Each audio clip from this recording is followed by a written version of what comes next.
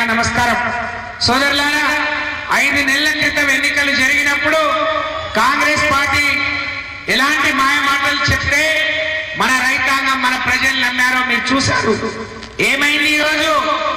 మీరందరూ గమనించాల్సింది ఒకటే, నేను ఎక్కువ సమయం తీసుకోను. మనం అందరం ఎవరి మాటల కోసం, ఎవరి స్పీచ్ కోసం ఎదురు చూస్తున్నామో మరి తెలుసు. నేను ఒక గిరిజన శాఖ మంత్రిగా ఈ నియోజకవర్గాన్ని సోదరిమణి హరిప్రియ గారి ద్వారా మరి అన్ని తండాలకు, అన్ని గుడాలకు ఆ రోజు రహదారులు గారి లేకపోతే మన గిరిజన బిడ్డలకు వాళ్ళు అన్ని మంచి మార్గంలో రావాలి అంటే ఆ రోజున ఆర్ఎస్ ప్రవీణ్ కుమార్ గారి మరి ముఖ్యమంత్రి గారి సహకారంతో గిరిజనులకు తెలంగాణ రాకముందు 270 గురుకుల పాఠశాలలు ఉంటే కేసీఆర్ వచ్చిన 10 ఏళ్లలో 1000 పాఠశాలలు మనం పెంచుకున్నాం. గిరిజనుల రిజర్వేషన్ పెంచుకున్నాం. గిరిజనులకు అత్యధికంగా పోడు భూములు ఇచ్చుకున్నాం. అలాగే ప్రతి కుటుంబం సంతోషంగా ఉండాలని ఇదే కాంగ్రెస్ ఆ రోజు 200 ఇచ్చిన పెన్షన్ 2000 చేసుకున్నాం. పేరింటి ఆడబిడ్డకు 1,16 కళ్యాణ లక్ష్మి ఇచ్చుకున్నాం. ఈ రోజు చెప్పుకుంటా పోతే మన పక్కనే ఉన్న మానకోటలో మెడికల్ కాలేజ్, ఇటు పక్కన కొత్తగూడెం మెడికల్ కాలేజ్, అటు ఖమ్మంలో మెడికల్ కాలేజ్. ఎప్పుడైనా ఇలాంటి అభివృద్ధి చూసామా?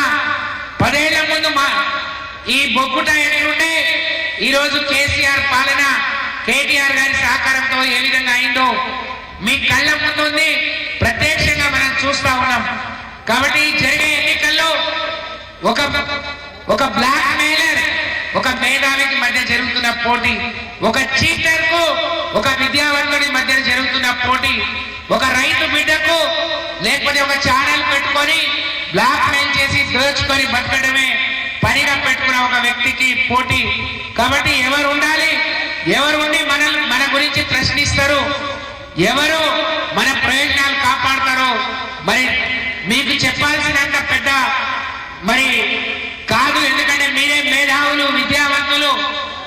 ఈరోజు చిన్న ఉద్యోగం నుంచి నేను సర్పంచ్ గా మొదలుపెట్టి పనిచేశాను. కానీ ఒకప్పుడు ఉన్న ఆశా వర్కర్ జీతం 2000, కేసీఆర్ పాలన 9,500.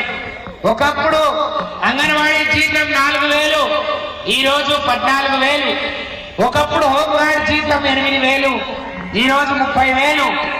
ఈ రోజు ఒక కాంట్రాక్ట్ అవుట్ సోర్సింగ్ ఉద్యోగస్తులకు కూడా 30% ఫిట్మెంట్ ను పిఆర్సీ ఇచ్చి పేదవాళ్ళను కూడా, చిన్న ఉద్యోగులను కూడా ఆదుకున్న ఘనత కేసీఆర్ గారు అనే విషయాన్ని మీరందరూ గుర్తించుకోవాలని మిమ్మల్ని అందరినీ విజ్ఞప్తి చేస్తూ, ఈ ఎన్నికల్లో గుర్తుండదు 3వ నంబర్ దగ్గర రాకేష్ రెడ్డి గారి నంబర్ వస్తుంది.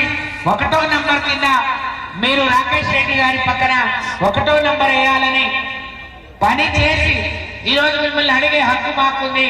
తప్పకుండా ఈ 10 ఏళ్లలో ఇళ్లను అన్ని రంగాల్లో అభివృద్ధి చేసినాం. ఈ రోజు గొప్పగా చెప్పుకునే నాయకుడు కూడా కాంగ్రెస్ పార్టీలో ఉండయి చేయలేనని ఆ రోజు టిఆర్ఎస్ పార్టీకి వచ్చిన సంగతి మీకు తెలుసు.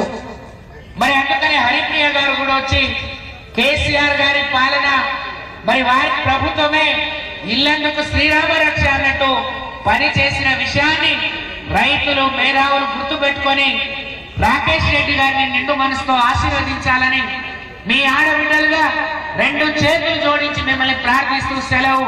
జై తెలంగాణ.